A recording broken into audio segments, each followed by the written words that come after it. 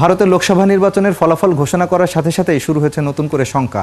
কারণ কোনো দলই একক সংখ্যাগরিষ্ঠতা নিশ্চিত করতে পারেনি। বিশেষ করে প্রধানমন্ত্রী নরেন্দ্র মোদীর জোট সরকার শুরুতেই যে ঘোষণাটি দিয়েছিলেন তারা এই নির্বাচনে অন্তত ৪০০টি আসনে জয়লাভ করবেন, সেটি আসলে এখন পরিষ্কার হয়ে গেছে তার দল একক সংখ্যাগরিষ্ঠতা পাচ্ছে না। একই সাথে কিন্তু এটিও পরিষ্কার হচ্ছে যে কংগ্রেস নেতৃত্বাধীন যে জোট রয়েছে ইন্ডিয়া, তারাও কিন্তু একক সংখ্যাগরিষ্ঠতা নিশ্চিত করতে পারেনি, যার ফলশ্রুতিতে জোট গঠন করেই যে এই ভারতের সরকার গঠন করতে হবে এবং এ নিয়েই তৈরি হয়েছে শঙ্কা।